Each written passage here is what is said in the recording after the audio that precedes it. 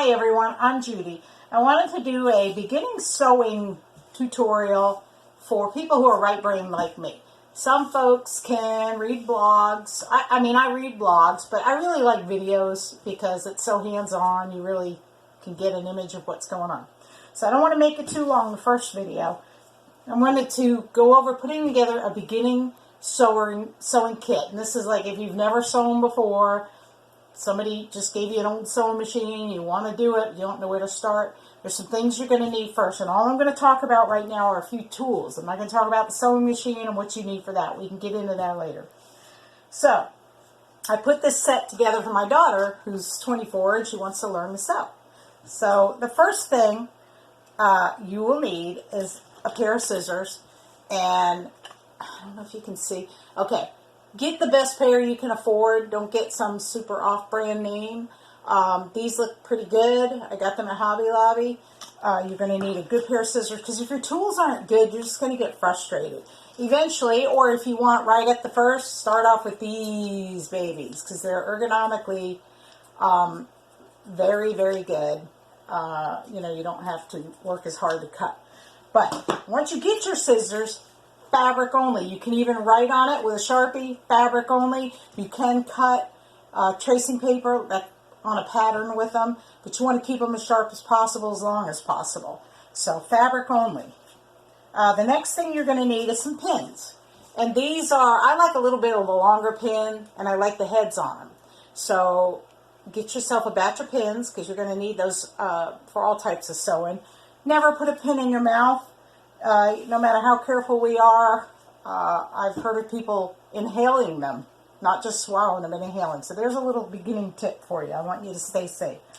You're going to need a tape measure because all patterns are based on your measurements, and we'll get into pattern reading later. You're going to need, for your pins, this is just a little magnetic pin holder.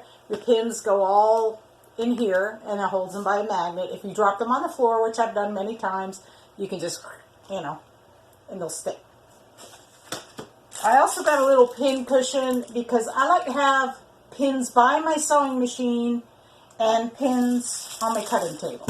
Okay? You see a lot of mats and things like that. You don't have to have a rotary mat. They're nice to have. But you might want to wait until you work up into that. But you probably will want some kind of cutting mat. They make them out of cardboard just to protect your table if you don't have a table completely dedicated to sewing. You may want to get yourself a couple pieces of chalk. This is for marking on your fabric.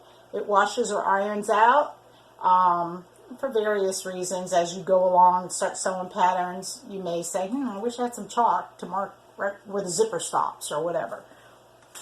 You will need some hand sewing needles. There's always a little hand sewing involved. I like variety packs with all different sizes. Again, I picked this all up at Hobby Lobby yesterday. This is kind of neat. You'll definitely need a seam ripper. This is called a seam gauge. And these are little snips that I like to keep near the sewing machine. So I have scissors for, the bigger things. And then this is just kind of nice for little threads and things you need to snip as you sew. This thing here baffles a lot of people, and it's not as old-fashioned as you think, but it's called a tracing wheel. And you would use it on patterns that have darts or anything you need to mark on fabric so you know where to sew or start or stop. And this is tracing paper. These two go together. This paper goes in between your two pieces of fabric, and then you trace, it goes on top, and you trace on top with your little wheel, and it'll leave like a mark. Like, say you're doing a dart, so it'll leave like a V as to where you need to do the mark. So that's what these look like. Okay, and that's a pretty good starter. Now, for my daughter, she has a little Kenmore sewing machine that I gave her, which is a very general sewing machine. But I also picked up some needles. So if you have a sewing machine, make sure you get some needles, because if you're a new sewer, you're going to break some needles. It's just the way it goes. So that's a real quick video on what you're going to need. You might want to I found this little makeup kit for pretty cheap. I'm going to put all her stuff in here, and that way she'll have it all together when she wants to sew. She lives in an apartment. It's small, so, she can pack everything away if she wants to. So that's it for beginning sewing kit. They have some on Amazon, but you know, they're off-brand, and if you don't really know quality-wise, you can go by the reviews, but I don't always trust them. So that's it for today, and we'll get into some other things later on in some future videos. Thanks for watching.